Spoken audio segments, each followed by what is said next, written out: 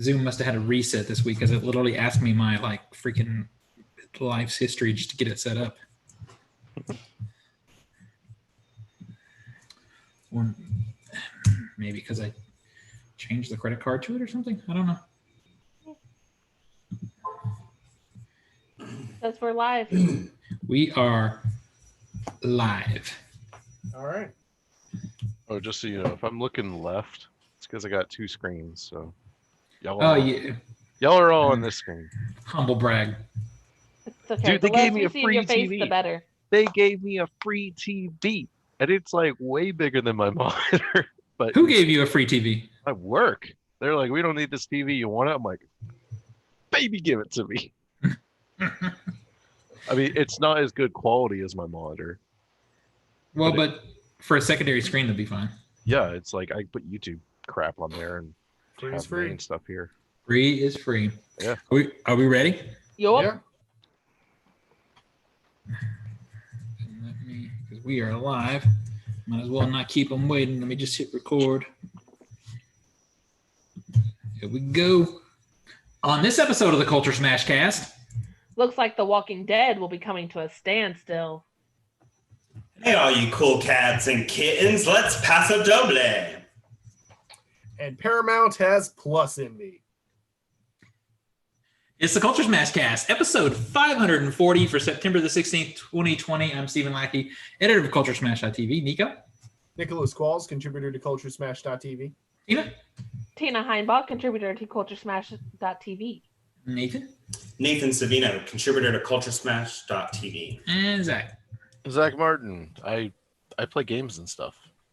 Yeah, but not with Culturesmash.tv. That's because Do you the really- games you do you play really do the- fill up, and it's like we can have custom games. It's like nobody wants custom games. I want to play with real people, with killers What do you mean? that kill me.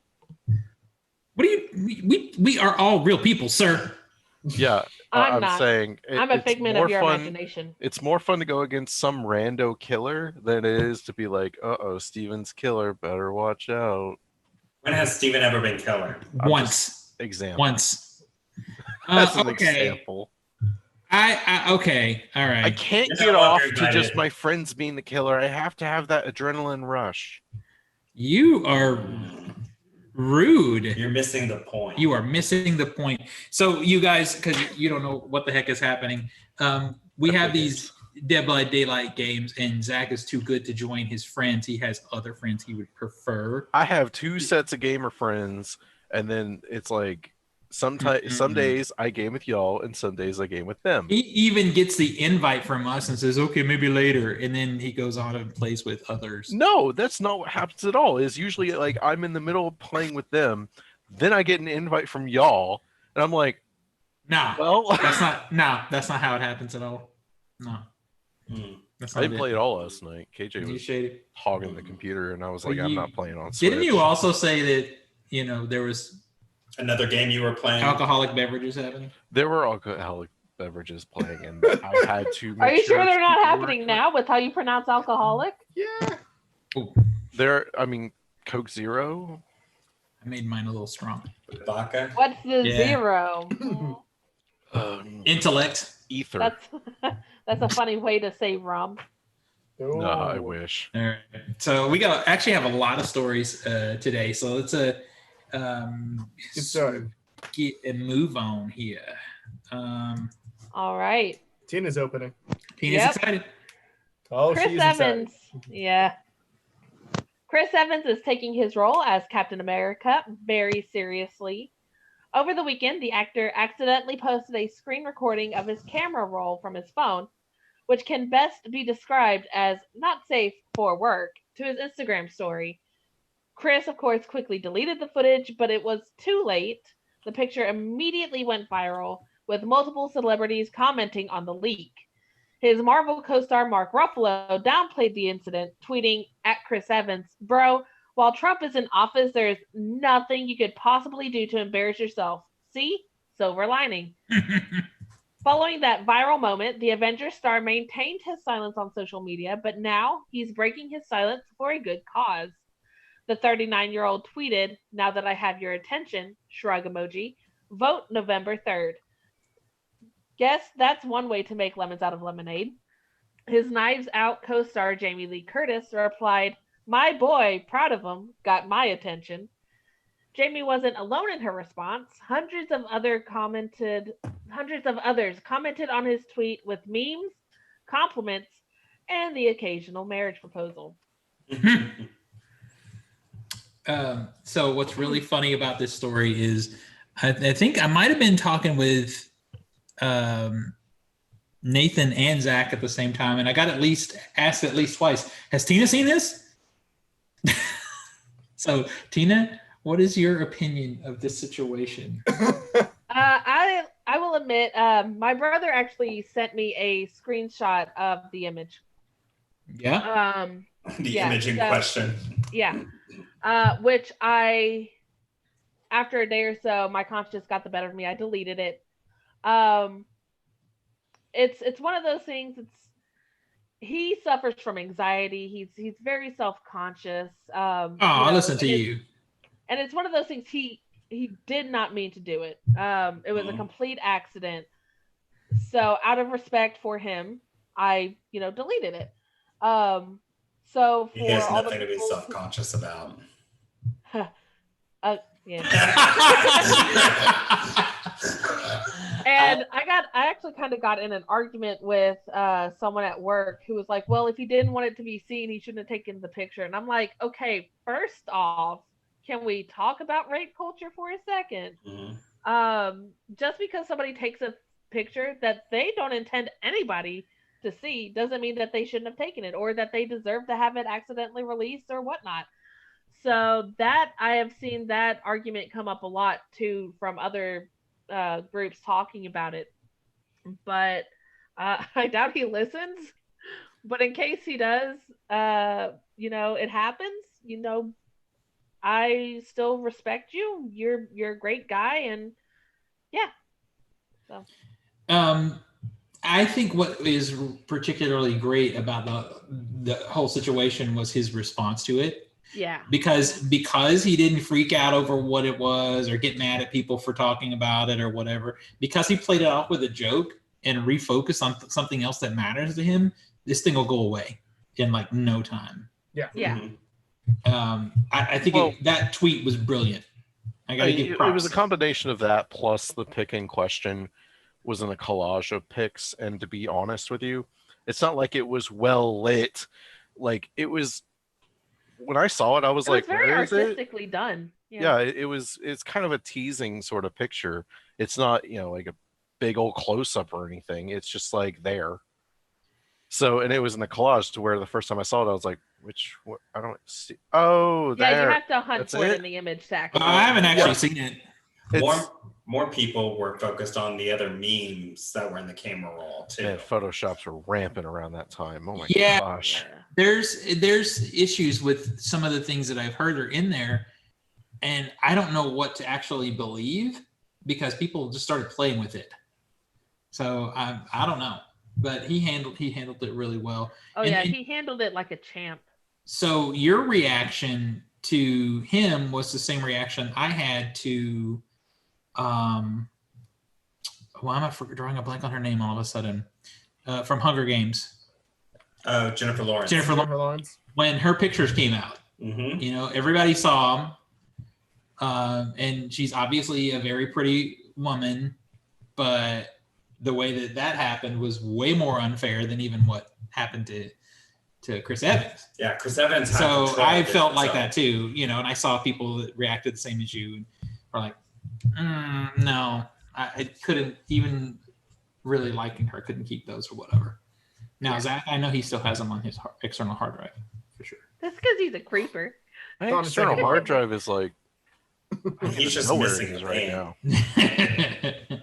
Hand check. Yeah. Nico. And the culprit was found. Dun, dun, dun, dun. I have had this feeling about Chris Evans, and I've said this to a few people lately, that I predict in 10 years Chris Evans won't be acting. I predict he'll be in politics.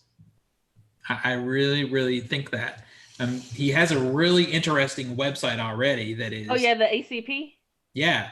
And Yeah. it's not even it's bipartisan. It's just, hey, you want to know what the definition of this is? Yeah. So you can make your own decisions. Here's the actual definition. That kind. It's like Well, Wikipedia. that and he's already politics. taken steps to step out of the lens of the camera. He's done a lot of directorial and behind the camera work too. So I just wonder how this will creep up behind him if he does end up trying to do politics later. This because will come back up. Let me tell you, nobody has a dick on them. Yeah, right. 4 people in this conversation don't have dicks. I will say though, the people who are like offering marriage proposals, I'm like, first off, if he had a micro penis, I would still want to marry him. They make dildos for a reason.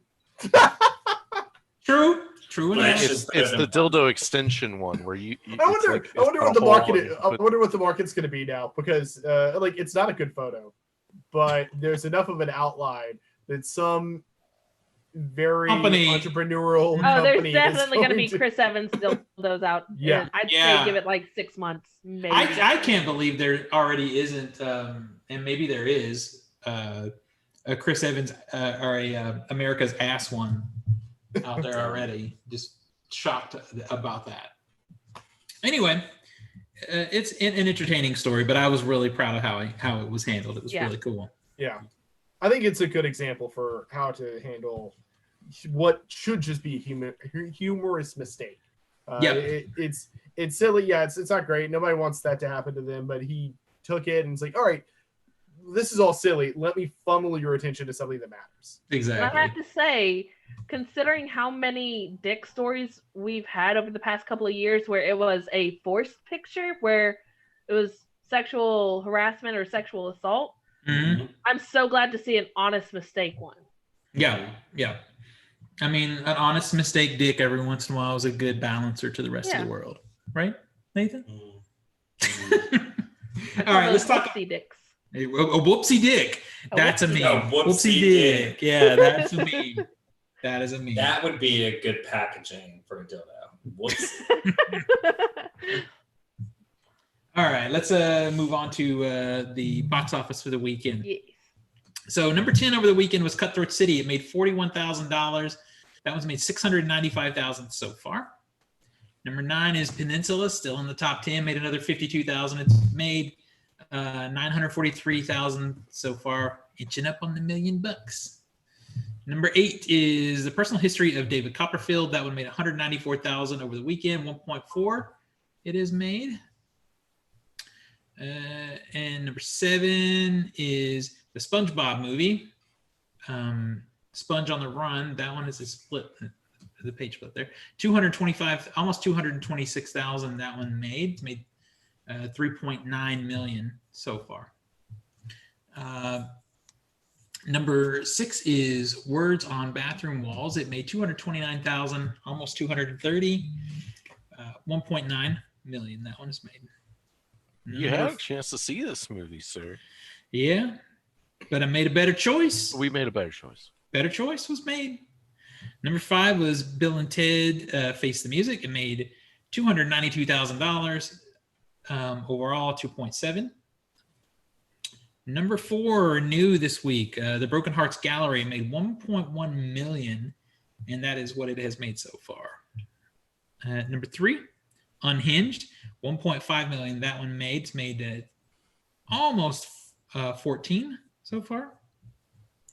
Number 2 is The New Mutants. It made another $2 million. It's made 15.3 million so far. And number 1 over the weekend was Tenet. It made 6.7 million, taking it to 29.5 million domestically so far. Sounds like a bomb to me. It sounds like a bomb. I mean, it's not, but you know. What Zach is referencing was our wonderful trip to the drive-in to see Evil Dead 1 and 2. It looks great on the big screen. It was like perfect movies to see at the drive-in. I mean, if it starts with the Grindhouse releasing logo. Oh man, when that old Grindhouse releasing logo came up, it was beautiful. I am sad that we weren't able to make it. Yeah, you guys missed a good time. Now, right down from us, there was a car with some girls in it. who did talk too much, and it was a little bit annoying at times, but that was kind of balanced with the fact that they hadn't seen the movies before. Oh, so you Huge were group. It was like 8 people. so you were And they're- listening to their gasps of horror and disgust. Yeah, like you could hear the Especially- genuine reactions. especially in Evil Dead 2, which arguably is more gross in a lot of Oh, scenes yeah. than the first one. I mean, the one that really made me bust out is the scene where the eye gets popped out and it hits the woman in the mouth. They freaked out. It was Because it's going in your mouth. That's Yeah, Sam Raimi. that's Sam Raimi. It makes me want to vomit every freaking time. It reminds me of the first time Nico and our friend Kyoji were watching 2001: A Space Odyssey. It gets to the acid trip portion, right? And Nico and Kyoji are just like sit back, they're like eyes wide, like what the fuck? Yeah. And I'm just over here crying. I am laughing so hard at their reaction. I do have a It's question. so great. Yep. Was anybody there in an Oldsmobile? No, Because that I would be the wish. perfect car. I wish. So we got there super early. And for some reason, the person who directs parking, this has never happened to us at the drive-in before, but the person who directs you kind of in the area to park decided that Zach's car is really big, when the fact is, it is not. And he's like, you need to park in the back, blah, blah, blah, because of your car size or whatever. Yeah, you can So park we in the did. middle to the back. And it's like at first you park there and you're like, we got here early for good seating. Yeah, so Zach looks at me in the parking spot because we're trying to figure out what to do. We decided we were going to park and then just walk up with our chairs, which his girlfriend did not want to do. She was like really embarrassed about that. But there's a huge field that you can't park in directly in front of the screen that we could have sat. So Zach looks at me. He's like, should we just move? I'm like, yeah, fuck this. Let's just move up there and let them tell us to move back. And we pulled, the closest car to us was a Kia, I think, which was basically the same size as Zach's car. So we were ready to fight. And they of course never said anything, but it was really weird. Plus Zach actually did the polite thing, and they had the dips, and he backed into the dip a little bit so that this car wasn't elevated. Because we're not sitting in the car, we're getting in front of the car. So if the car is in the center of the dip, I don't care.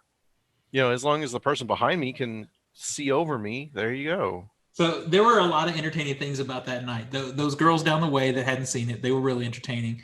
And Zach's girlfriend went, and I don't know why, because she turns into like the angry bus. It was her idea to go. Yeah, after 10 o'clock, she turns into the angry bus. So about halfway to 3/4 of the way through Evil Dead 2, she was getting super annoyed. She's like, I hate this movie. When is it over? I don't know if she'd ever seen Evil Dead 2, but she hadn't. She said she hadn't seen it, so she didn't know that it was going to get as campy. Because the thing about that franchise is, throughout the 3 films, it gets sillier and sillier. Oh yeah, But it was a good time. I love it. Yeah. The big takeaway is, if you have a local drive-in in your city, you should go, because it is a good, safe, socially distanced thing that you could do outside and see a movie. It was really fun. We had a good night. plus you can possibly see the Grindhouse Releasing logo at a drive-in. But cranked up too. So,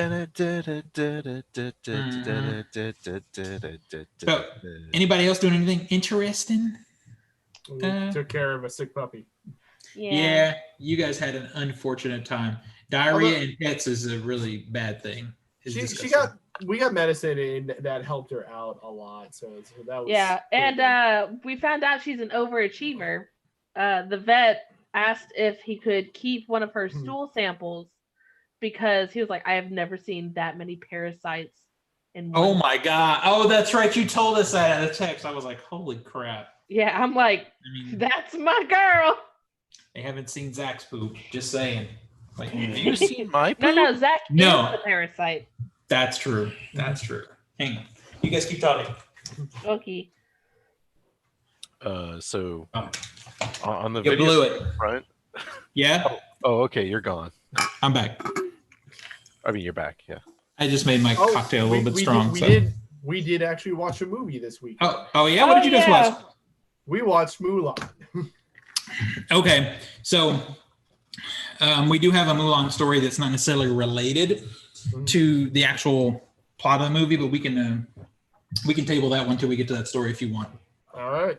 That's fine with me. All right, well, let's just hit the stories.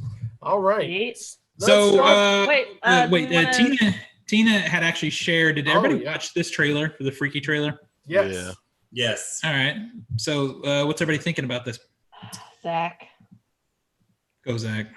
We already know. I mean, frankly, it's just Freaky Friday, Happy Death Day edition. Which I mean, I haven't seen Happy Death Day. At least they are making it R-rated, so there's that. But I look at this and I just go, it's another Blumhouse. It's another Blumhouse movie, and I just don't care. I think it's cute. It's not Yeah, really the most I think original it's gonna be. idea. I think it's gonna be fun. Yeah. And really. honestly, I Yeah. kind of need fun right now. Although I'm tired of Vince Vaughn playing the same character. That's a fair assessment of. I Vince will say Vaughn, that, yeah. I don't know. I'm on the fence because I do feel like there's cute elements to it, like what you guys are saying. But I also kind of cringe at the sight of the Blumhouse logo. Yeah, that's my point. But Disappointment it just goes down as soon as I see. They did leave me on a high point because I did enjoy 90% of The Invisible Man. There's some bumps in the road in that Good movie. Blumhouse movies are the exception. I don't know. It looks cute. I'll see it. I mean, we'll probably see it at the drive-in. Oh I mean, yeah, I've if seen it shows that up. girl actress before, and I can't. Who is she? The blonde. I've seen her in some other things. She looks vaguely familiar to me, Yeah. but I can't.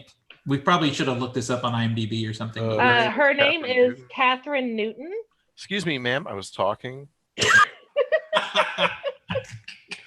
You may recognize her from Pokemon Detective Pikachu, Supernatural, Yes. Halt and Catch Fire. She was in a classic movie, Paranormal Activity 4.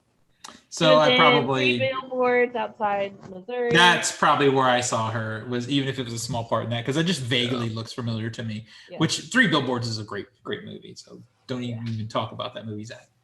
What? It was on my top 10. What are you talking about? You're trying to be all negative. It was good. Mhm. I don't know. I don't. It's funny. And maybe it's a negative or a bad thing, but I look at the trailer and I think, okay, it looks like it might be cute, but it doesn't get any deeper than that for me. Like in anticipation. Well, Yeah. it's kind of weird because it's like the beginning of Child's Play with like some voodoo curse, Mhm. and then what's that movie Adam Sandler did, or he didn't do it. It was Rob Schneider's The hot chick. The hot chick. Hot chick, Yeah, yeah. sure. Yeah. It's I a haven't play seen it. on the body snatching, the body switching of the whole Freaky Friday, which is why it's called Freaky. Yeah. Jeez, Yeah. imagine True. that. It is How could it be wearing more it. on the nose? It is wearing its a ripoff on its title. So I guess got to give it respect for that, Twist, they both end up in jail. right? All right. Twist. She's actually a killer as well. You know what the real twist is? If it's actually good, Huh. because it is Blumhouse. It's good. Then it's like, Caught her. gosh, it's the exception again. All right, Nico, I think you got the story. Tenet, the $200 million budgeted sci-fi epic from Christopher Nolan, has been particularly opaque about its box office returns. Since Tenet premiered earlier this month, its studio, Warner Brothers, has been tight-lipped, unlike traditional box office sharing that studios do daily for theatrical releases. So far, we know the Tenet has earned over $20 million over its long opening Labor Day weekend, which ordinarily would be a poor opening for such an expected blockbuster. Even that amount though wasn't released until after the whole weekend, possibly to make Tenet's intake look as robust as possible. Warner Brothers has even urged journalists to provide context, such as the impact of major markets like New York and LA still being closed and others having reduced capacity. Like we're in a pandemic or something. Yeah. Yeah. While revealing box office numbers often comes with bragging rights, it often means that you have to announce flops.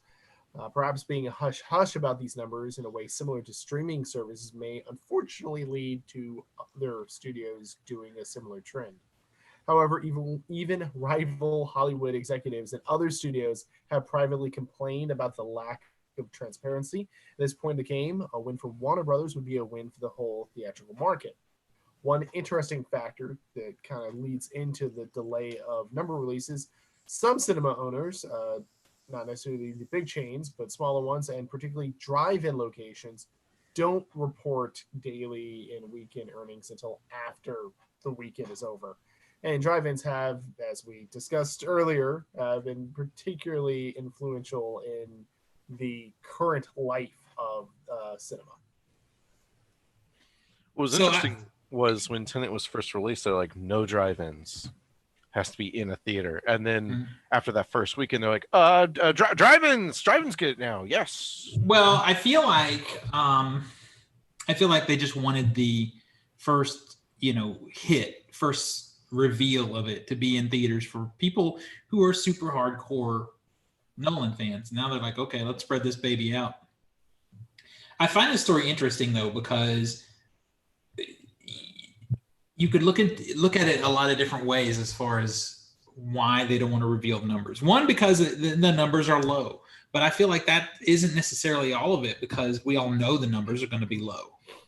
But if they stay unclear about what they're making, it makes the competition less likely to release something, when what we all know is the way that they're going to make money is over the long term. So the longer they can sit in the theater with no competition, the more money that they're going to make.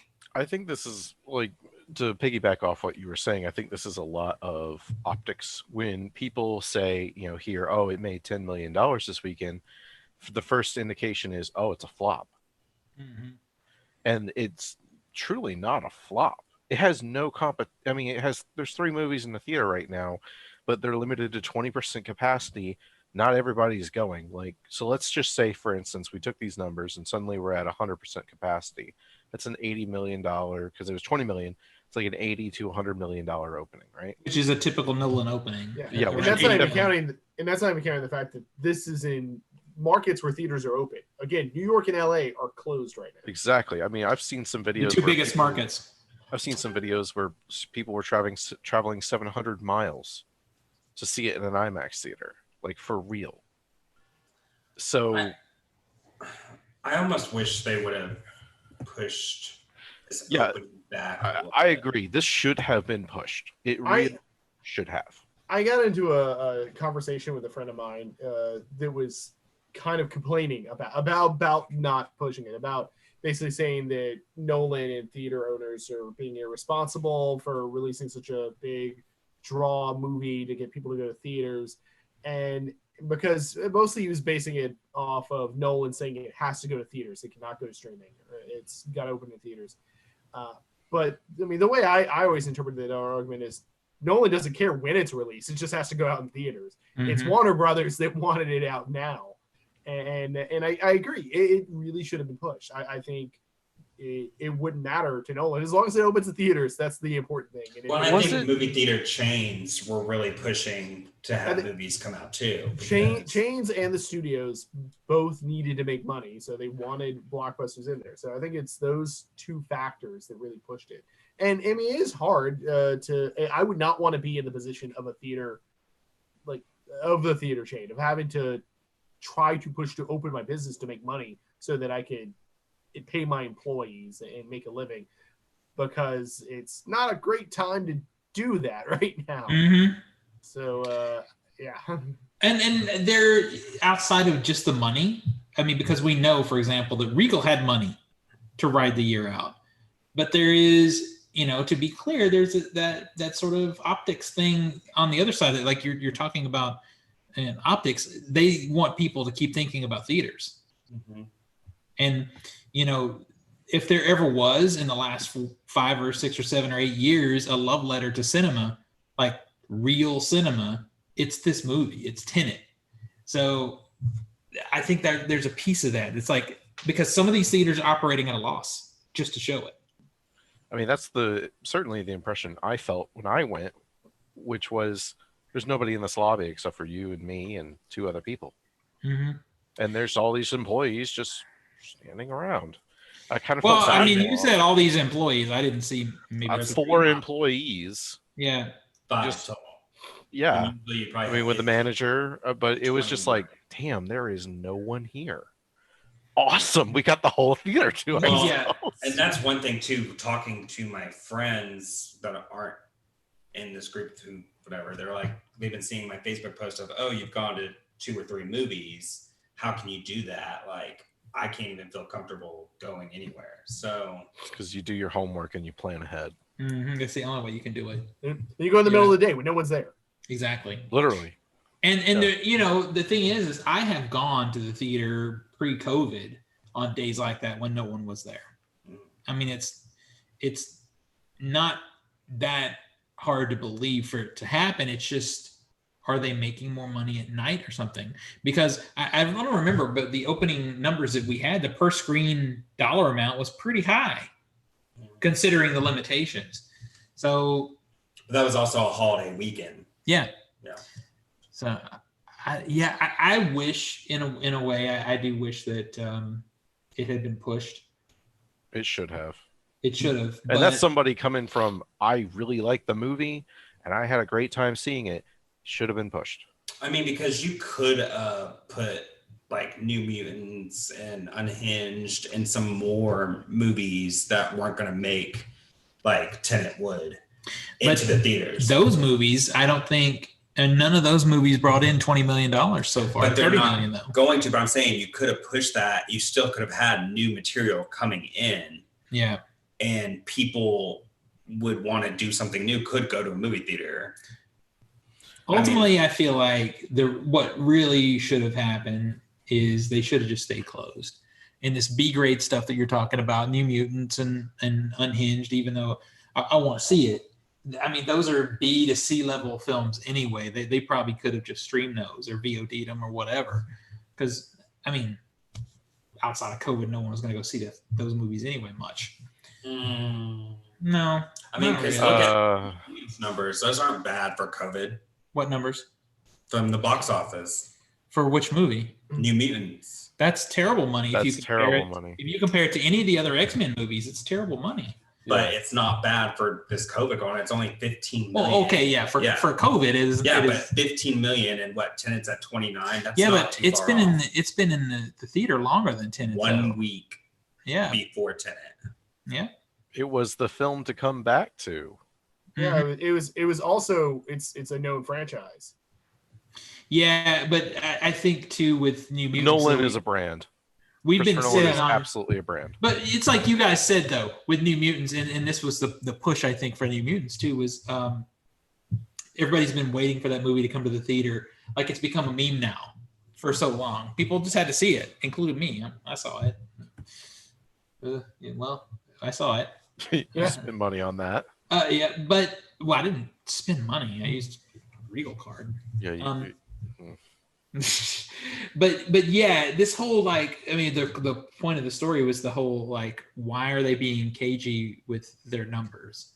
I mean, it's optics. It's 100% optics. Is it simply that they don't want the dollar amounts out, even though we all understand why the numbers are so low? It's because they don't want Nikki Finke writing an article, talking bad about their product.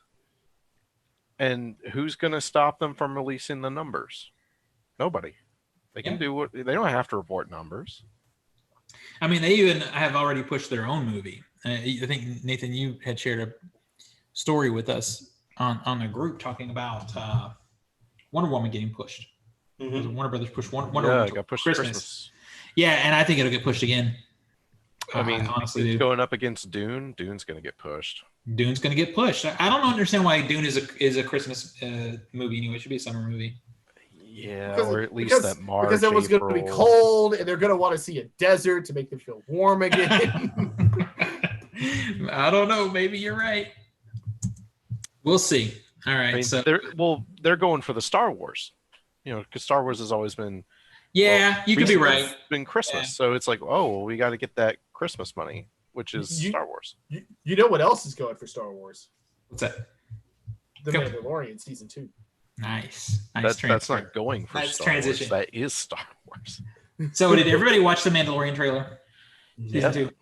You failed. But I have no I honestly have no interest in it. So while you say that, let me just I'm respond. still gonna watch it because it's something Nico and I do together. But Well, let me respond to your no interest in seeing that trailer, because I also had no interest, but I knew it was going to be in a rundown. Nico had shared it because, thanks, know, Nico. I think I was probably one of the first ones that kind of started hating on season 1 of Mandalorian, because it started off with a bang, and to me, after the And then with the second or fizzle. third After episode, the third episode, it just you were the first domino push, and then it just kind of took us everybody all out. felt that way. Now, what I will say, with that in mind, I was just like you, Tina, I had no interest. But after watching this trailer, I fucking got to see this. I don't know. That trailer I did see the fake out trailer though. Did you guys see that one? Where it was alluding to like Boba Fett being in the next season, and then like not even like 15 seconds in, it rickrolls you. That's funny. I haven't. No, I think it's a really good trailer. It's a good trailer. Did I miss something? Because this trailer to me is a big old nothing burger. It felt like just like we're back, and that was it. It wasn't. I don't know why. I remember why I liked. This is the way when we first heard it. This trailer reminded me of that. Ooh, who did we just lose? Tina died. But yeah, it reminded me of that. That energy, that coolness when we first heard that line in season 1 when it was actually good. I don't know. I feel nothing from this one. It literally just is like we're back, and I'm like, all right. Well, you don't have emotions, so. What did you think, Nico? I think, like I said, I think it was a good trailer. I don't know if it has me optimistic for the season. I think its use of particularly the lines of dialogue that were at the end of season 1 with the armor telling them it's like you have to seek out the Jedi and all that. And that was a character I liked, I guess. Yeah, I think that helped because I think they knew people responded well to that character. So, and it does set up more world building of like looking up Jedi and stuff like that, and it gives more a better idea of what this season will be.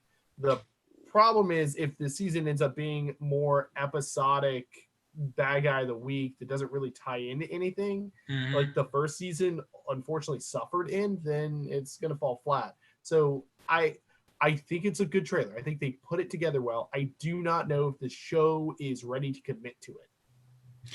Yeah, 100%. And that is a very fair assessment. But I think part of it was I went in expecting to just not give two shits about this because I was so out of it. I mean, I was ready to drop my Disney Plus account, and I keep meaning to. I just haven't. Literally, I'm shocked you haven't yet. So. Yeah, until October. I haven't watched anything on Disney Plus in months. It's just me being dumb and just not doing it because I haven't watched anything either. But now it's like will still watch Gargoyles and some of the cartoons. So. Yeah, I occasionally will watch cartoons on it because it's a good 30-minute thing to put on. Yeah.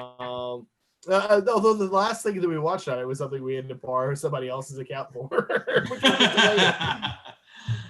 Yeah, I don't know. And maybe it's just me wanting it to be good, but my expectations were to just not care. So going in and thinking, well, okay, focusing on a character I really like, and I get exactly what the plot needs to be for the season. They need to, like you said, though, they got to execute that plot. We better not go 8 episodes and nothing happens again. If you have an 8-episode season, you do not have time for half of it to be episodic. Yeah. Yeah. There should be no episodic episodes. Yeah. Yeah. So we'll see. I hope that that's the case. The show looked good as it always did. I mean, it always looked good. So I don't know. I feel that it had the bones to have been something good in season 1. It just didn't execute. And I hope they learned something. But I can tell you this. Are you kidding me? It's Disney. They haven't even learned that Rise of Skywalker was bad. Well, okay, that's fair enough. But I will tell you this. If it's not good in the first 3 or 4 episodes, I'm not sticking with all 8. I will say there is a difference between learning that it's bad and admitting that it's bad. I'm sure Yeah. they know now. Yeah, true enough. Speaking of things that I just am not going to stay with, I am 2 episodes behind on Lovecraft Country. I'm done with that show. I think my interest has gone. It just fizzled. The newest episode was the best. Yeah, I heard that from a couple other people too. I enjoyed the newest episode immensely. Yeah. I feel like I liked it, but I didn't think it was the best. I actually think the first. I love episode just for was the awesome. special effects alone, just for like the way that they did the thing that happens. the Did metamorphosis. they show Cthulhu? Yes. No. Well, I heard a yes and a no. The way it was done and the way the that- story is shaping up, things are starting to make a little bit more sense. Yeah.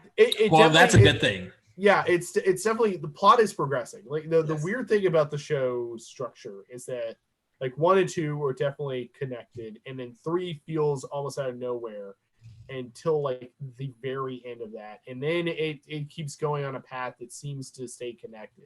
Yep. So it's kind of a weird that was kind of a weird bump in the road. I don't say this episode there was one scene specifically where he was like, oh no. God damn it. Was it towards the felt end? that. Yeah. Yeah. Definitely. I The also end. called so much of this episode. Oh, So yeah. much before the episode started. Before Yeah. we We were yeah. Oh yeah. I One didn't like realize. one of the twists I caught was it last episode or the episode before Yeah, last? it was last episode. When and I was like, this is I know what's going on. This is I how this is understand gonna this. turn out. And I was like, yeah, Yeah. probably. What were you gonna say? I was gonna say the metamorphosis.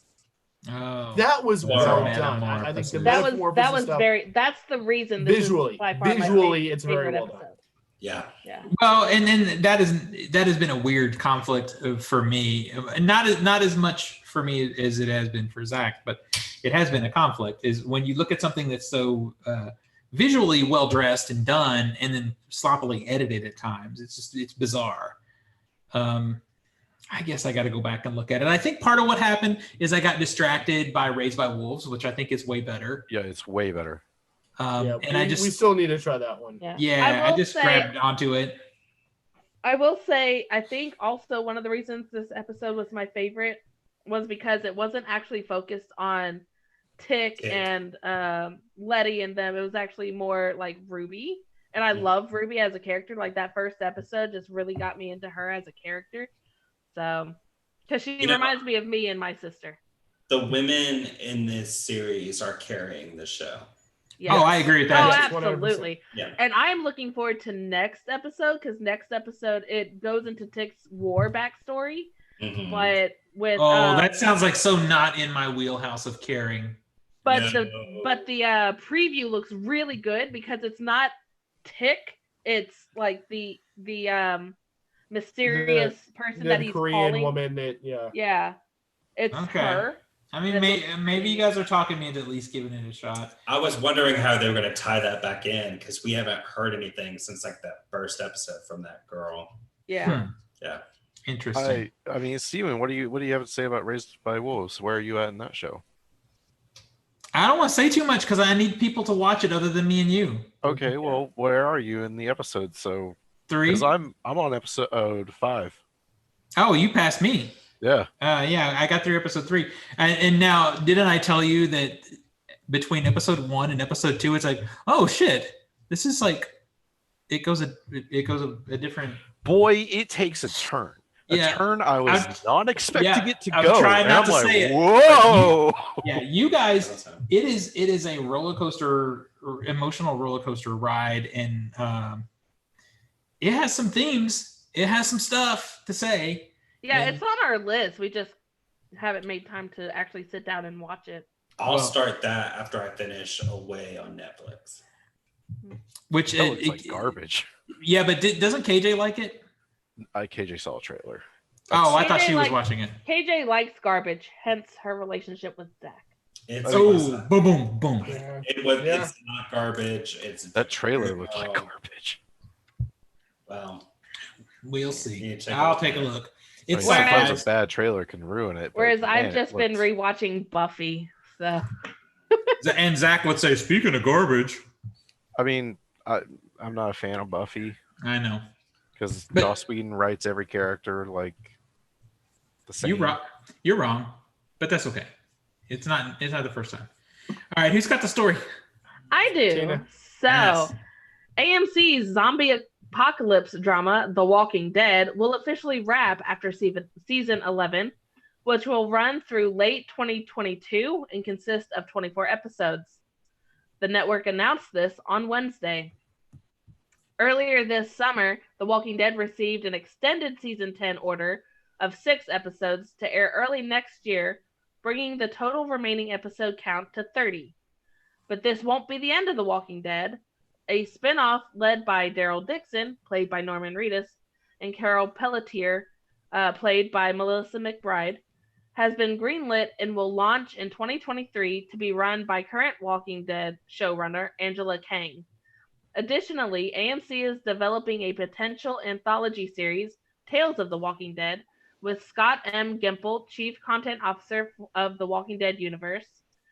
The project would focus on individual episodes or arcs of episodes, on new or existing characters, backstories, and other standalone experiences.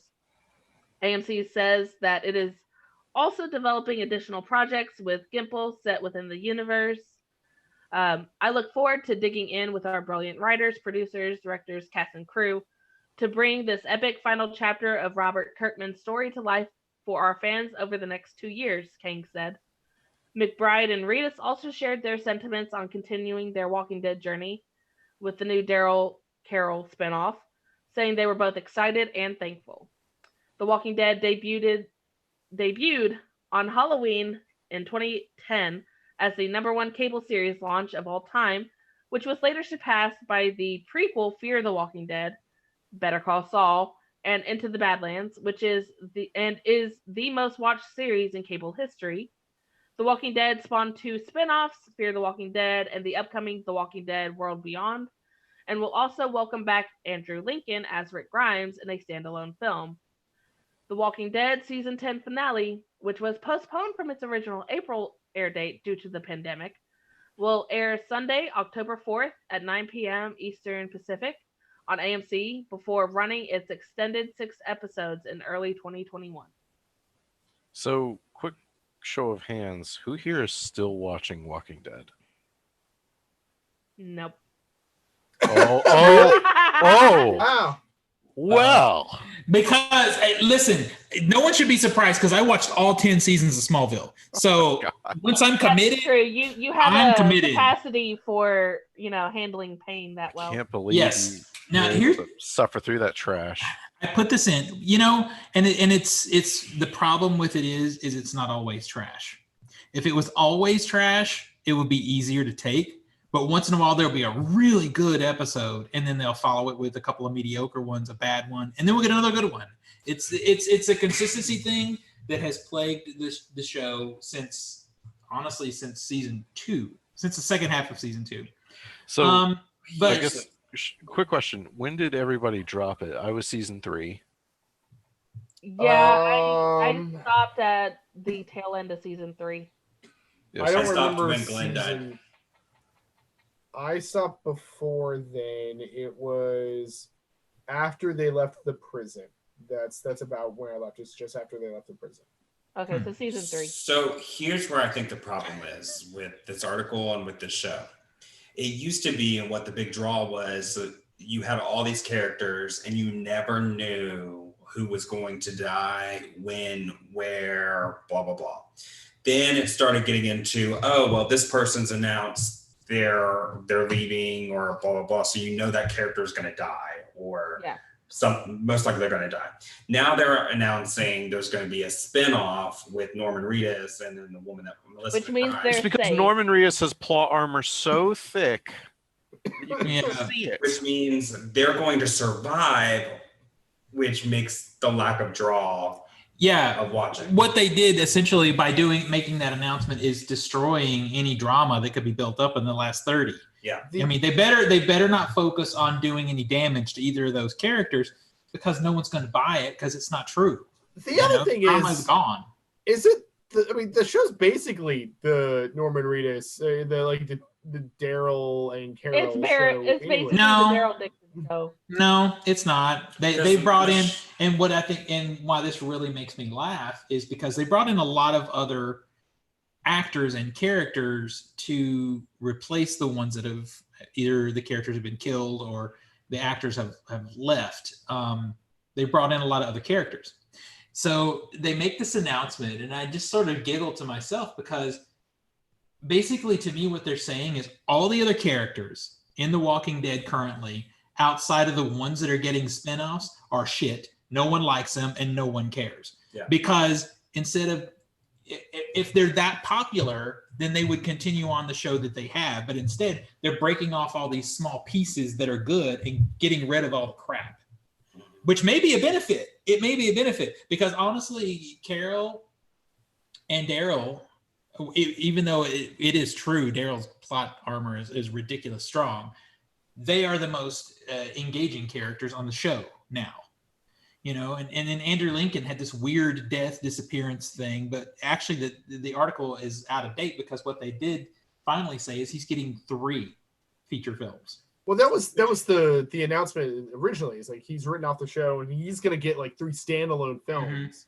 Yeah. So his plot armor is ridiculous strong too. But it just makes me laugh that this is how they're going to choose to do away with all of the crap that is on the show right now. Yeah, but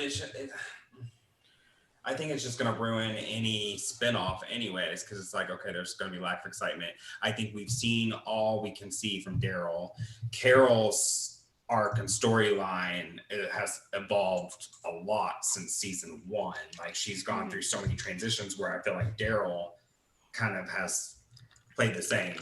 Actually, if you watch the newest seasons, he really has they've done a lot with his character. Some of it good, some of it not. Well, and then they're bringing Maggie back. Yeah, because Maggie realized that actress realized she made a mistake. She went to go do a sitcom that didn't even last 3 episodes. So she wants to come back. And yeah, I can't blame her. It's The Walking Dead. But the show really well, but I also, don't blame them for taking her back because she was one of the 3 or 4 really good people that were on that show. And maybe this reinvigorates the franchise a little bit because it puts some new people doing different shows, and maybe that will be cool. I don't care about an anthology show. I can already tell you that I have no interest in that whatsoever. Well, and I think it's kind of hard to do another spinoff too when you already have Fear the Walking Dead as a spinoff, and then you took Morgan and put him on there. I mean, it's there's not much more you can go with this story. Yeah, it was really weird at first because when they first sort of the word came out that Walking Dead was getting canceled, I was like, what happened? Because it wasn't that long ago that they made an announcement that there was 10 more years of The Walking Dead. And I'm like, well, that's a big turnaround. Well, now we know, it's going to happen in other shows. I don't know. We'll see. But I do agree with what Nathan says. And the fact that they've made all these announcements takes any drama away from the remainder of the show. The biggest draw to Carol and Daryl won't die in their own show until, unless it'd be pretty great if series. they killed them off and then within the first season and then takes place I don't know, a week before that happens or something. But it used to, that would be cool. That would be cool. Used to be you did not know who was leaving, who was going. Like what was her name? The blonde that I really liked. That Beth. Beth. When she died, it was like, holy crap. When wife, Glenn died, people. Oh, Rick's wife, and Well, and Glenn, the killing of Glenn. So they ruined that. They ruined it with for me. They ruined it with a fake out. Like they faked it out first and then killed him off. I'm like, really? Because so when it does happen, all the weight and impact of that scene is gone. Well, but it was already spoiled by that point. I mean, I think the best kills in that show happened in the first few seasons, especially in the first season. Oh, you remember Herschel? Yeah. Oh yeah, Uh, Herschel got me, man. Yeah, and then there was an older guy. I can't remember his name. I don't know if you guys remember. He was the one that drove the RV in the first season. Yeah, Dale. And he ended up getting killed because of disputes behind the scenes. Well, it was, he wanted to go, basically, you're in a zombie show. You can get killed off at any point and you can go do what you want. Well, Frank Darabont, who he has been in all of his stuff, he was pissed off at how AMC had done Frank Darabont. Mm-hmm. So it's like, all right, well, just kill me off then. And then what do you know? He's in Frank Darabont's new TV show that came out soon Well, after. and that happened with Shane also. He ended up being the star of a project that Frank Darabont did that didn't actually take off, that LA noir thing or whatever it was. Well, even with Shane's death, it was like Shane's death was good. Shane's death felt like, okay, this is coming to a point, and there it is. Mm-hmm. With what was his name? The guy we were just talking about, the other one. With his, it was just a shock of like, oh my god, all of a sudden he's dead. Let's just have a zombie bite it. Yeah. Either a shock or announcements of this person's leaving the show, or this person's taking a break, or this person's hiatus. Yeah, because they cared. The story arc. And see, there's just not there was for a minute a rush of shows, it seemed like, that were ballsy enough to like kill off main cast. But now no one's doing that. I mean, Game of Thrones pioneered it, and then it pussied out. I mean, I don't know look if at Game of early Thrones Grey's actually, Anatomy. They were killing off people. Well, KJ knows about that. She likes that one too. What? Grey's Anatomy. Grey's Anatomy. Oh, okay. Apparently they killed off some main characters too. Yeah. All right. So maybe it's good that it's going. We'll see how it goes. I'll report back because I'm the only one who'll suffer through it. Who knows? Yep. Maybe Disney Plus will pick up and start killing off characters in their shows.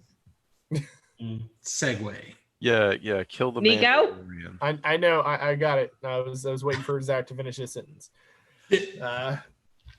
Interesting segue. So moving on, Viacom CBS will be rebranding its CBS All Access streaming service, where you can watch Star Trek Discovery and Picard. Will now be called Paramount Plus, complete with the plus sign, just like Disney, because there are no new ideas. The rebrand will happen in early 2021. Reports of the rebrand has apparently been happening in the last few recent weeks, although the name may not have been out. We also know there's going to be some new original programming, like a series about the making of The Godfather and a spy show from Yellowstone co-creator Taylor Sheridan, co-creator of the show Yellowstone, not of the park. Showtime, the sister streaming service to CBS All Access, however, will continue to be separate from Paramount Plus. Possibly a bundling plan, kind of similar to how Disney Plus can bundle with Hulu and ESPN, but nothing outright has been said. Currently, CBS All Access subscribers pay $6 a month for an ad version or $10 a month for ad-free. The two subscription services together have 16.2 million subscribers as of the end of June. Viacom has not broken up the numbers. Supposedly, they're roughly even. Paramount Plus will feature content from the full Viacom CBS portfolio, so broadcast television, news, sports, and entertainment like Star Trek and Nickelodeon and stuff like that. There you go. So I don't understand why. I mean, because they're not the only one. Apple TV Plus or whatever the hell they've got going on. Why does everyone have to have this plus thing going now? It's a trend. Well, but HBO didn't go for it. They're like, nah. Yeah, because HBO doesn't care. And they were also mired in their own problems of what's the difference between HBO Now, HBO Go, and HBO Max. So it's not like that didn't have any issues. Well, but they cleared it up by just going HBO Max. Yeah. I mean, the other apps don't load anymore. Yeah, it is great. I like CBS All Access overall. I feel like it reminds me of kind of the early... not the earliest, but kind of the early days of when Hulu finally got cool, started having decent things. It kind of, their catalog was small, but they had a few really good things. That's what CBS All Access feels like right now. Picard is good. Discovery is really good. I hear good things about Twilight Zone. I haven't watched it. I don't know. I think there's no creativity here though.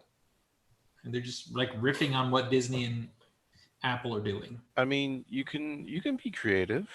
Do you want to make Quibi?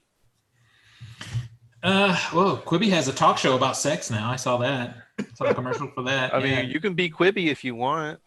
I've heard it's I heard it's doing real bad. I heard that too. Maybe that's why they launched a talk show about sex. hoping for the best. We'll get them kids. We'll get the kids like that, right? Mm-hmm.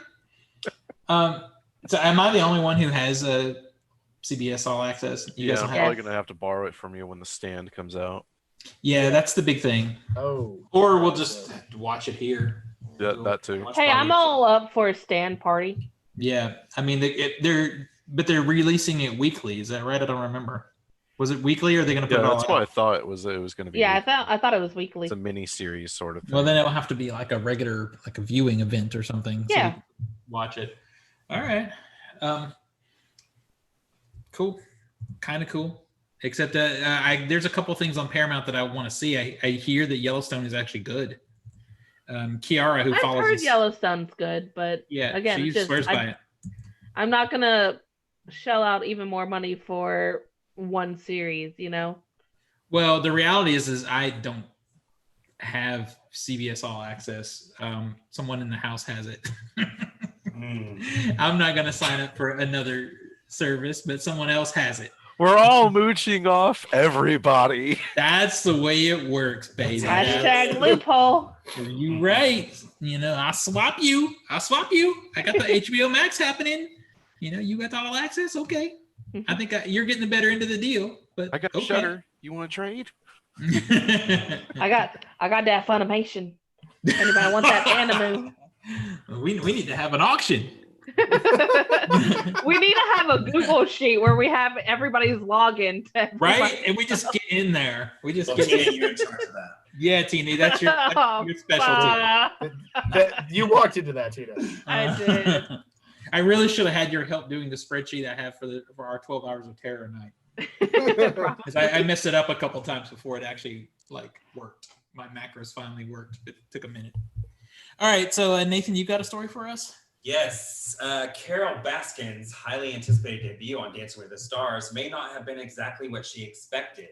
During a commercial break for the dance competition show premiere on Monday night, a spot aired in local Florida markets that brought up allegations regarding the 1997 disappearance of Baskin's first husband, Don Lewis.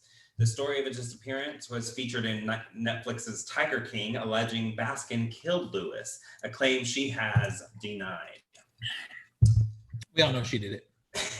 I thought Don Lewis was her first or second husband. Her first one being second husband.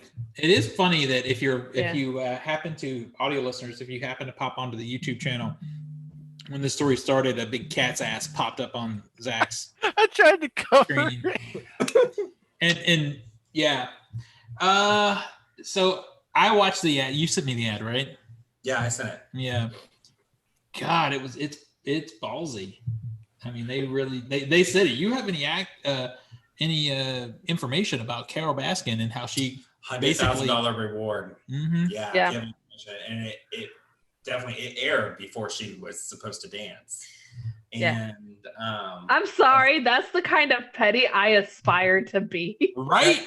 Well, and if you remember from the Netflix documentary, they were talking about how they feel Carol cheated them out of their inheritance, basically. Mm-hmm. Yeah. Oh, absolutely, she did. Totally. Yeah. Meanwhile, the dance actually happened. Did anybody else see it other than us? God. All right. She was a lot better than I was expecting. She did better than Kim Kardashian. Hey, Kim Kardashian what's the song we should do with her? Eye of the Tiger. That was a stupid song choice, but we all knew that was going to happen. I could hope they do something better than that. As soon as that song started, I was like, next week it's going to be something by Josie and the Pussycats. Well, here's the thing that was funny too. When her dance was over, and Tyra Banks, as the new host, asked her, "Oh, Carol, were you channeling your inner tiger?" And Carol's face was just blank. She didn't respond. Tyra asked her the question again, and Carol just went, it's like she wasn't there. I was like, what is wrong with this woman? I've seen Her that ecstasy before. been wearing off, yo. Right? No. I've seen that before. That's called Stroke? no, it's basically you're freaking out because you're surrounded by the lights and everything. Not stage fright, but it's something similar to where I've seen it in marching band stuff. I've seen it on plays. It happens. I mean, it's funny when you were watching that shows that person is not around this sort of stuff and is suddenly thrust into the limelight. Well, at least she didn't have to do it in front of a live audience. Who's her partner, by the way? Same. Okay. Creepy Pasha. guy. Creepy guy. No, his name's Pasha. Pasha. The one They thing I'll changed say, so much. it was a weird. Like, I don't watch the show normally, but we were playing board games and had it on, so we stopped to watch her dance, and it was a combination of like somebody's grandma really having a good time with a young dude on stage, and like really cringy at the same time. It was. Oh yeah. But I am telling you, she is not as bad as Kim Kardashian was on Kim's season of Dancing with the Stars. Well, because Kim Kardashian's only claim to fame is a porno. Which she should Yeah. have rhythm, right? No, that Why? means she can lay on her back and open her legs. Rude. Oh, excuse me. She can get on her knees Rude. and just sit there. She's also a good beauty mogul. She's a beauty mogul, is she? Beauty mogul. Yeah, I I don't don't see- think I don't she's know. beautiful at all. I think she's rather ugly. No, I've never. No, cosmetic mogul. Like Oh, a line Oh. of beauty products. Yeah, Oh. she does all sorts of products. I mean, her sister Kylie does all the lips and stuff, but Yeah. Kim herself I just- is a businesswoman like her mom, Chris. I just don't see the attraction whatsoever. Never have. No, I haven't either. I have not. I think she's beautiful. Okay, dokie. I think she'd probably be better looking if she would stop with the blackface half the time. You might be right. You might be right. I see. This is just gets into an area I don't know too much of anything about. Yeah, It. I'm in that same boat. I'm like, I'm just gonna sit here and Yeah, wait for the it's- next story. I will try and moderate, but it's just I don't know enough. I did see the Carol Baskin dance though, and she did appear to have a good time. Which Boy, it was cringy though. It yeah, was just cringe. Speaking of cringe, let's read your story, Zach. Well, I like how that's not even a Bam! segue to the content of the hate you story. for that. It's just gonna be our reaction to listening to Zach. all right. Well, for those of you hoping Black Widow will skip theaters and head straight to Disney Plus, you're going to be disappointed. Over the weekend, it was noted that Mulan was trending #1 on Disney Plus, something that was taken as a sign it would be a huge hit and that Black Widow would likely join it on the new Premier Access service for $29.99. In reality, it wasn't until late yesterday that happened, and while by no means it was a flop, it could be an indication of how many people were willing to pay for the movie. So how you doing, Nathan? Let me go and read your Doing story. good. You just mumble everything together. Deadline has revealed some specifics, though, explaining that rival industry sources, knowledge of PVOD releases, believe that Mulan may have not generated as many sales as expected. It's believed that how much it actually earned is unlikely to be revealed because Disney. But it will be free starting December 4th. Also of note is the fact that Mulan hit illegal torrent websites hours after, and see, I think that is so. Theatrically. That is just going back to an inconsequential argument. see, the thing is, if it had a point to, how many times it was downloaded, that would be a point. But that's like Mhm. saying, yeah, every movie gets put on torrents. They sure do. Absolutely. Every And single not one only of them. that, but how many people did what me and Nico did and just said, "Hey Nathan, let me borrow your login." Like So I went and looked. that's a moot point right there. I looked at the deadline info, and basically what it is PVOD.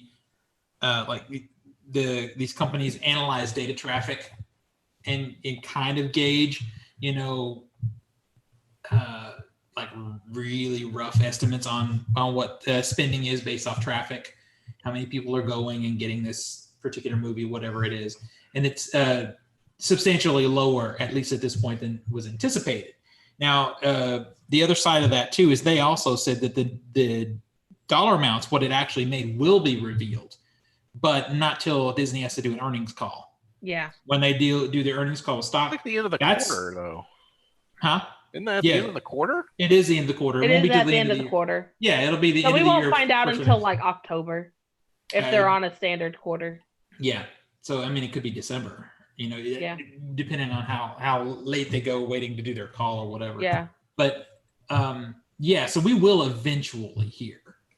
Main point is, if this was making a ton of money, Disney would not rest on their laurels. They'd be touting these numbers. But the quote from Deadline is that, or not the exact quote, because obviously I don't remember it, but what they had said was they felt that this might open a new window to distribution, and it did not. Yeah. Because it did not hit where they thought it would.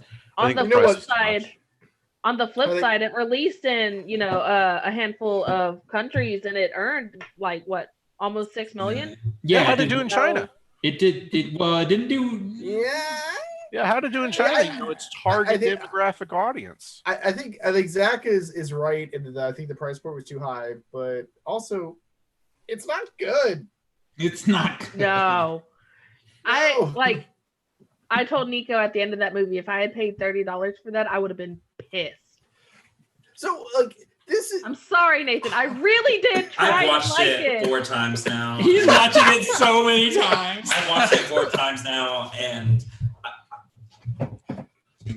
I got nauseous at certain points because of the fucking camera angles that they tried to do. Oh, the multiple cuts they did in a lot of those fights. That one point when the Huns are going up the wall and then it's like sideways, and I'm like, I'm sorry. That was disturbing. It would look just so bad. We saw that scene that you were talking about with like the 1,000 edits. It's like, Jesus. Mm-hmm. Usually when Disney does their live action adaptations, there's something in it that I can appreciate. Even if I may like circle back, it's like, okay, the animated version's better. But this, like, even I don't care about Beauty and the Beast, but like Josh Gad and Luke Evans, they're great in it. And I love watching them in it. If you get to I like Angelina Jolie in Maleficent, even though the rest of the movie isn't really that great. She's good in it. I enjoyed Aladdin. I liked Will Smith in it. I liked a lot of things. Yeah. No, I remember Nico, like one of the times that they were introducing some of the soldiers that she was with, Nico goes, they made Cricket into a character, like into a human. What? No, but it was. Well, the point I was trying to make is there's nothing in this movie that I think is like, oh, well, I appreciate that, or I like that. It's like nothing in this really stood out. Like, okay, Donnie Yen was fine, but it wasn't great. Jet Li, I like seeing in a movie again, but it's not like he was great. I think that was my feeling when I saw him. I'm like, Jet Li, cool. Yeah. The martial arts isn't fantastic, and it's okay. It's decent. I like that it was there, but some of the characters are just not flushed out well enough for me. The logic that they follow is non-existent. There's some weird like teleportation scenes in this thing where it's like I don't see how character got from point A to point B, when the scene cut. It does not make sense. And like one of the first things that caught my eye was, and I've had this issue with some other movies too, so it's not like I'm a stickler for it just because it's Mulan, but I could definitely see where it was green screen and where it was CGI because it looked too clean. Well, you could see the edges. Yeah, you can see the edges around people. Yeah, I was like, I'm sorry, that looks computer generated. That's not an actual landscape. There's no way.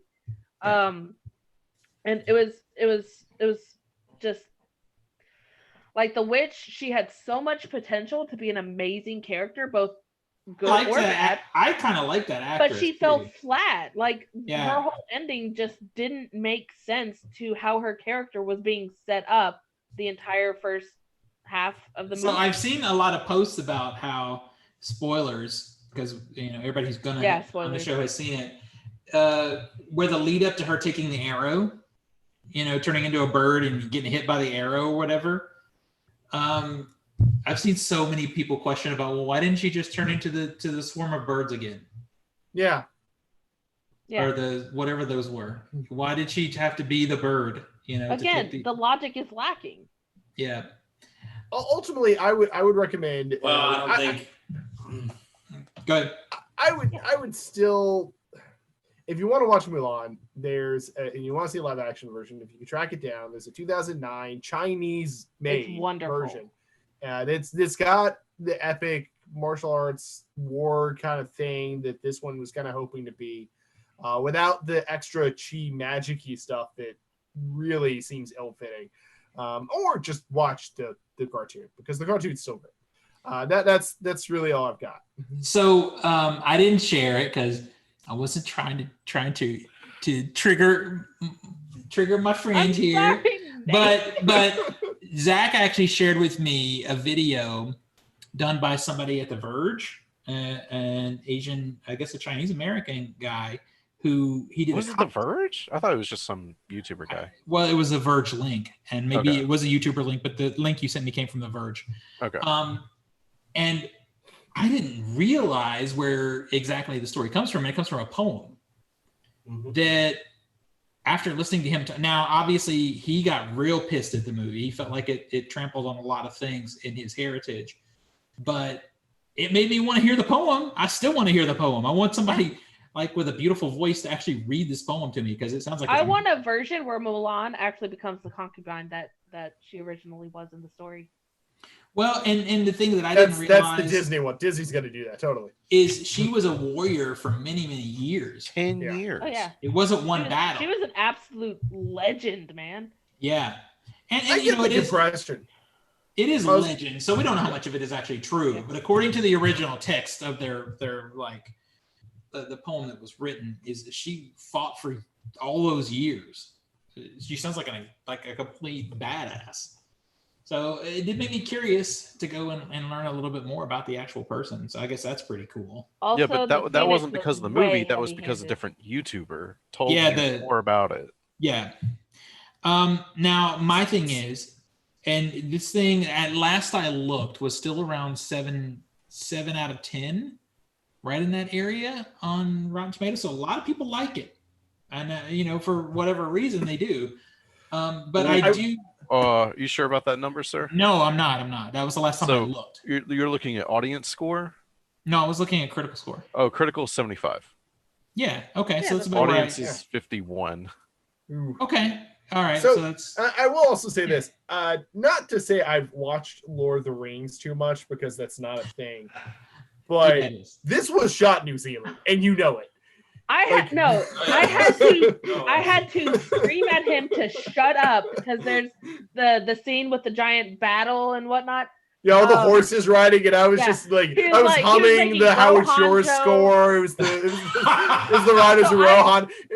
I literally had to turn I to him didn't and I was know like, that. shut the Oh, fuck up. I was like, I this is exactly where like that the Rohan forces got like raided when they were trying to get to the two tower, or trying to get to Helm's Deep and the two towers. I'm like, oh my god, this is just so blatantly obvious. You may have watched it too many times.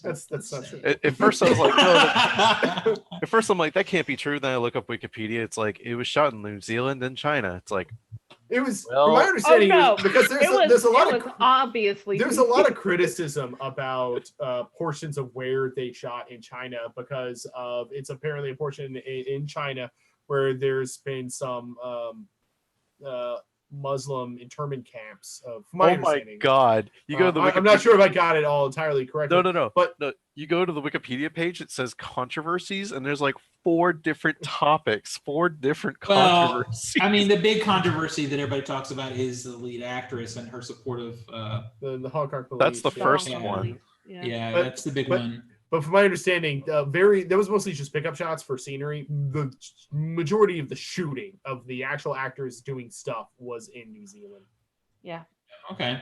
The only thing I will say is, whether you like it or whether you don't, it is apparent to me why they chose this film to do the streaming experiment. Because it's not a 10 out of 10. It's not a banger, and everybody can see that. It's not going to be like the gold standard of Disney's animated films. Well, so I understand and why they tried it. I want to point this out too. Yep.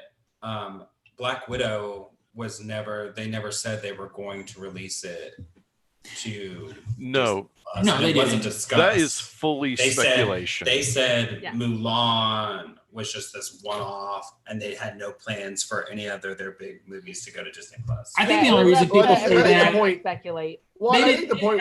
people didn't believe it. People don't believe what Disney says now, and that's where that whole speculation. Yeah, but you're right. I think the point is that they didn't have plans. But if Mulan did well, they would have had plans. Yeah, they might have changed their mind. The reality is, if they want to take a real risk and really see what would happen with this, they should have chose to do it with Black Widow. Yeah, because that's the real test. Yeah, but also that's a scary test, because if it made similar money to what Mulan did, then they would be cutting their own throat. Because that Marvel money is no joke. That especially even if it's a shit movie, and it could very well be a shit movie, that opening weekend is going to be banging. Exactly. It's going to be $150 million movie that If they opening weekend, keep that new opening day, which I don't think they will. I think it'll get pushed. It doesn't matter. Whatever opening weekend they do, it's going to be banging. And I'm excited, even though But if you just want to stay in and watch some stuff. Yeah, even though honestly it's probably going to suck too. That was a segue. I know. Yeah, I'm like, dude. Okay, there is y'all there, and I'm going to get all Southern y'all. For people who like physical media, damn, I didn't even give the whole list. There is so much cool stuff out this week. Not as many 4Ks as I would like, but there is cool stuff. Outlander season 5 on Blu-ray and a collector's edition. I don't know that show, but I know several lady friends that really like it. Yeah, it's that show. Withering with You is on Blu-ray and in Steelbook. I don't know this movie. Weathering, yeah. People are blowing up about it, though. I went and saw it. Well, was It's it good? fine. 7 out of 10. It's not as good as Your Name. Okay.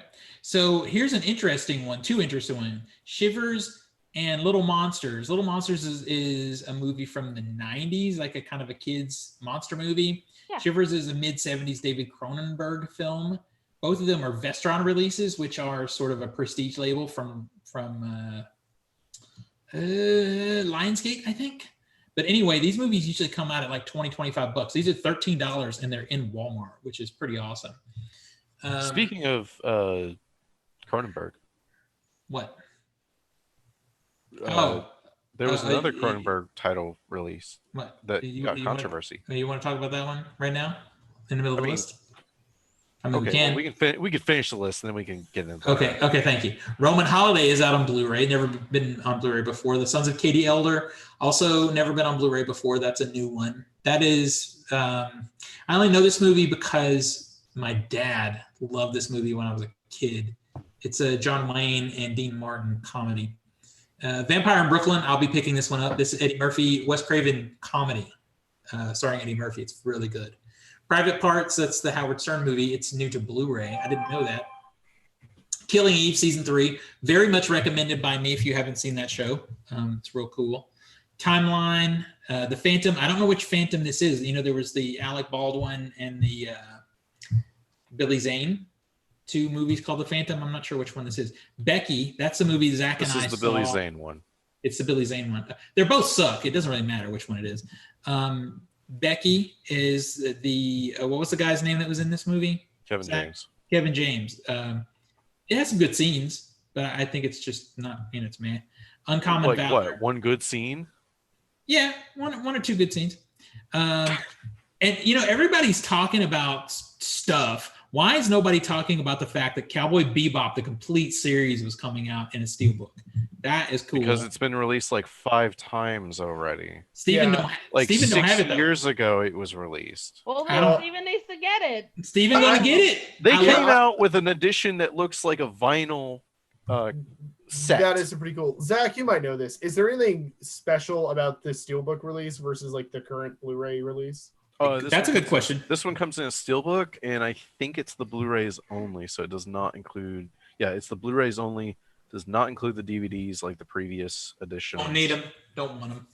I mean, yeah, it's 5 discs less, but that's it. It's in a steelbook. Well, So we'll see. would you upgrade if you already had the Blu-ray? It's the exact same discs. Yeah, Yeah, so that's a no, unless you're a steelbook collector. Unless I am just that. I mean, the packaging I have is better personally because it comes with an art book. But I mean, if I did not own Cowboy Bebop at all, and I was looking at this, and I was looking at the version I have, which is $200, I would go with the steelbook because it's cheaper. But It's gonna be cheaper, yeah. I mean, it's better than the standard edition case. I'll say that. Yeah. All right, so But here's a both are not as good as the final packaging one because damn, that one looks that one, yeah, I wanted it, but Yeah. it sold out when I was trying to get it. I got the standard Blu-rays. So Yeah, Dwayne So- has my copies. That'd be great to get back, Dwayne. here's a Had it for weird 2 years. Okay, bitch. Here's a weird one. The Stephen King 5-movie collection. Paramount sent me this for review. This is a weird set, okay? Yeah. It's so there are 5 discs, which is great. I hate when they squish multiple discs on multiple movies on a single disc, but it has The Stand. The entire miniseries is smashed down onto one Blu-ray. But that's not a movie. Okay. Yeah, that's the thing. But wait, all right. that's not All even right, the worst part. yeah, It let's has The keep going. Stand. It has oh The shit. Dead Zone. The Dead Zone. Yeah, what has The Stand? It has The Dead Zone. Silver Bullet. But the real issue is it has 2 versions. It has both versions of Pet Sematary. Yeah. I'm like, why? Why do I have a box set of movies with the original and the remake in one okay. set? I mean, Yeah. One, the remake We- sucked. we But- literally were just talking in the pre-show about the remake, and then when you said it's got the 2 versions of Pet Sematary, I'm like, what are the 2 versions? Was there like an alternate ending to the original one or something? I forgot about it. Yep. It would be like the redundancy of issuing out an It miniseries collection, or like a collection that had the It miniseries and then part 1 and part 2. It's like, Actually, I think that would be a fine set to have.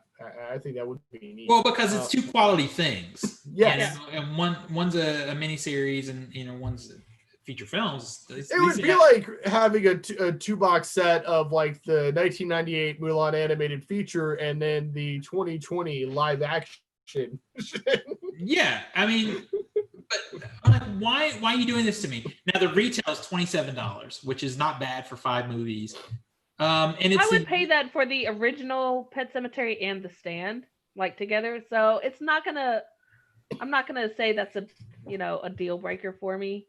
But yeah, so I mean, if the $27.99 is MSRP, then it's going to be like $22 or something. But yeah, it's kind of weird. One, I don't want the remake in my house, but I want to keep the other movies, so I'm just going to keep it. I don't know. And I was never really a fan for the Silver Bullet. So I have not seen Silver Bullet since I was a kid, so I have to reevaluate. So you want to know something funny about What's this that? release? Hmm. Do you want the Dead Zone on Blu-ray? What do you mean? Do you want the Dead Zone on Blu-ray? Oh, why is it a DVD? So this is the only release with the Dead Zone on Blu-ray. Oh. It does not have a single release outside of this. Okay, that is annoying. That's shocking. That pisses me off. See, that is a perfect movie that Paramount should let go to like an Arrow Video to put out a 4K release, and then the Criterion can do just a standard Blu-ray, right, Zach? So Zach is upset because we got the announcement that Criterion is putting out a really great David Cronenberg film called Crash. I don't know if you guys have seen it. I haven't seen it. It's a great movie. I mean, I probably should have put it on our 12 Hours of Terror, but it's not really a terror movie. It is just freaky. It's a couple that likes to go to fresh, car crash sites and fuck, basically. It's real disgusting. It's David Cronenberg. So they announced what looks like to be a really beautiful Blu-ray set with good bonus features and everything else. Oh, well, Arrow Video said, hey, if you come, get it from the UK, we'll give you a 4K with like a whole lot more extras. The only extra that this set has that the Arrow Video doesn't is a audio commentary from Cronenberg, but it's from the Laserdisc from 1997. Oh, still a That's the commentary. only thing that this set has that does not. But that other set has more, and Yeah. it's in 4K. Biscuits, get your butt. Nice Booty cat. hole. Got a cat's booty hole right there. Yeah, so I think this is going to be something that happens more and more. And Zach and I were debating on did people in the UK just buy more 4Ks or something, because no one knows why. Well, that was Criterion an argument is that still was not presented. doing 4Ks. That was an argument that was presented. It's like, well, obviously Criterion, which they only put out Region A Blu-rays, obviously they must not feel secure enough, I guess, to make a profit on 4Ks in the United States. And I go, well, number one, 4K Blu-rays are region free. And then secondly, you're telling me the 4K market in Europe is better than America. And then thirdly, you're telling me these boutique not retailers, but distributors like Blue Underground and Arrow and even Vinegar Syndrome. Obviously, these small titles like Rad and Tammy and the T-Rex are widely known enough, apparently, to get a 4K UHD release, but not something like Crash. Which is it's one of David Cronenberg's Not something like edgiest Parasite. films. It's hard to Not watch. something like Parasite. Not Good. something like the Elephant Man. No. It just won't make money in America. And I go, you're already a boutique distributor. You're Criterion. You have a label. Yeah, Even I don't if they're $59.99 or $49.99, people would buy it. But now they're going to have to be imported in from the UK. And it's the same restoration. It's not like it's a different restoration. It is the same restoration on a UHD disc. And now Criterion He's so mad. is falling behind so hard. I mean, at this point, why are y'all special anymore? Well, and see the Arrow video release of Flash Gordon that came out. That was not their transfer. That was done by Studio Canal, which is fine. Just fine. Studio Canal is no joke. I mean, they do beautiful restorations of films. So, I mean, I don't know. It's odd to me that Criterion would go to such an effort when they go and restore a film in 2K or 4K, and they really put heart and love and soul into it, and then guess what? You can't see it like that. Okay. Just so we can move on, because I know Zach and I are really the only ones pissed about this. I to this know, degree. but it's But odd. Sorry, for some reason on Blu-ray.com they didn't have it listed, but also out this week and highly recommended to show your support if you're someone who likes to own your movies is Hocus Pocus is out on 4K and Blu-ray or 4K Steelbook, and I know you guys got the Steelbook. Yep. And Home Alone is out in 4K, in a standard 4K and a Steelbook. And the rumor, if we're, I don't know if we're to believe it or not, but the rumor is, depending on sales, these could be the last Disney Fox titles to come out, last catalog titles to come out, depending on sales. Y'all not like money? Yeah, so we're gonna have to see. I've seen a lot of interest in Home Alone in particular, but I would like to have the Home Alone just because it was one of my favorite Christmas movies. So for me, it's still a go-to. I'm gonna pick it up. I just haven't gotten out to Best Buy yet to grab it, because the Home Alone, if you want the Steelbook, is a Best Buy exclusive. Yeah, it's all right. I think, but the Hocus Pocus looks beautiful. Like the Steelbook looks beautiful, so I was very happy with it. Is it? Yeah. You know, as good as the Steelbook where it was like the picture of the book? Everybody says no. No. Everything I've been reading says that. But I like purple, so that helps. Yeah, I mean, it feels accurate. It feels appropriate versus the regular standard 4K that just has that old picture of their floating heads. Yeah. Which is just boring. All right, so what do we got in the funny books? All right. I probably recommend 2 comics this week. Over at DC, we have Detective Comics number 1027. Now, it sounds like a big number. It's also an important number. Batman premiered in Detective Comics number 27. So this means it's been 1,000 issues of Detective Comics since Batman has premiered. And as such, DC is making an extra large book with an extra large creative team. You have a lot of writers. They've either have written Batman before or first timers. Same thing with artists. A lot of artists that have drawn Batman before or first timers. Like the cover art is beautiful. Yeah, the cover art's great. Grant Morrison, for instance, the really famed writer, coming back to the book. But then you also have teams like Matt Fraction and Chip Zdarsky, which never worked on this title at all.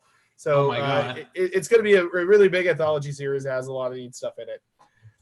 So that one I'll probably pick up. Also, Iron Man #1, despite having just rebooted the series, I think a year and a half ago, there's a new Iron Man book for Marvel. The premise of it is basically Tony Stark kind of getting back to his roots a bit with a more straightforward mechanical armor, not as much like nanites coming out of the skin or holographic projection or anything like that. I like that. I think he got a little OP. I think so too. I like it a lot. It's also written by Christopher Cantwell, which is one of the co-creators of Halt and Catch Fire, which is an excellent AMC show. If anybody has not checked that out, I highly recommend it.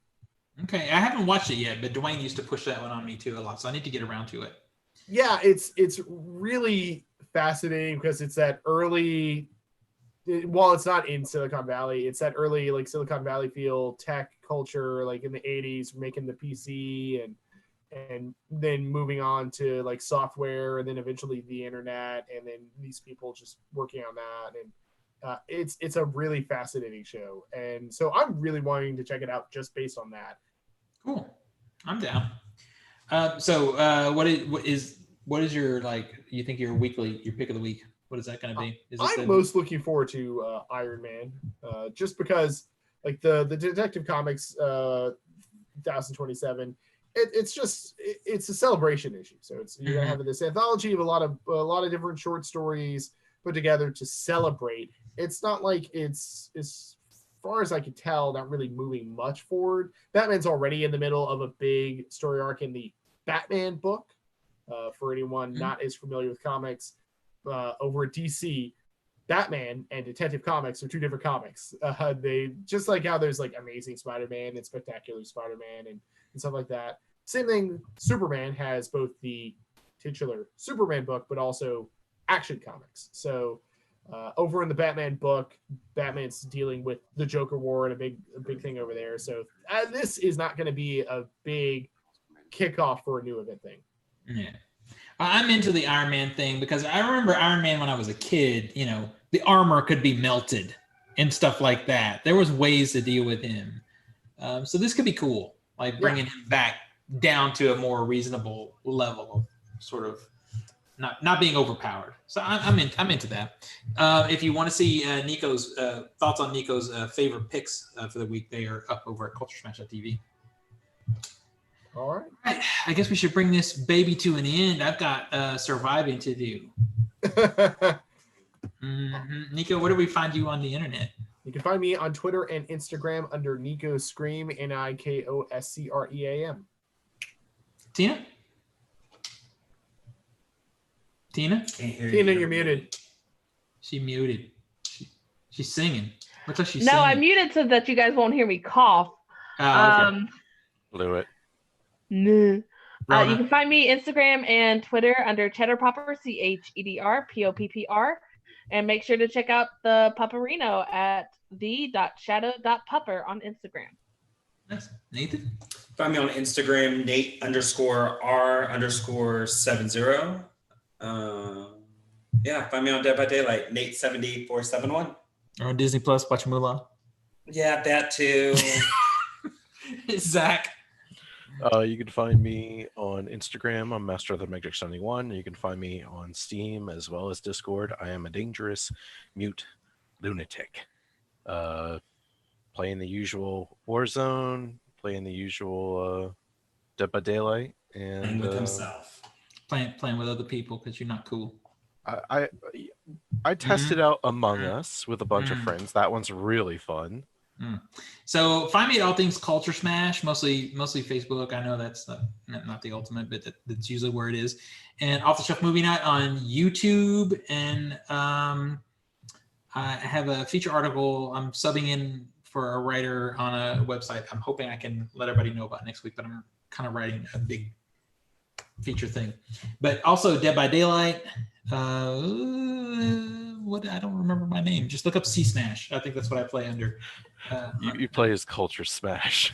Yeah, Yes. it's different on it. Like it looks different on the Switch Xbox versus and the Switch, Xbox. it's different. Yeah. So if you look up Culturesmash or C Smash, you'll find me on the DVD surviving without the help of my friend Zach. Only me and Nathan doing. It's because I play the killer and I kill y'all. You You rude.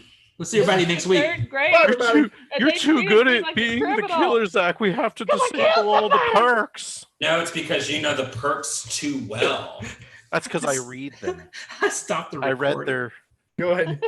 I stopped. We got to go walk Still and says coffee. live on YouTube. All right, go. Everybody have a good night.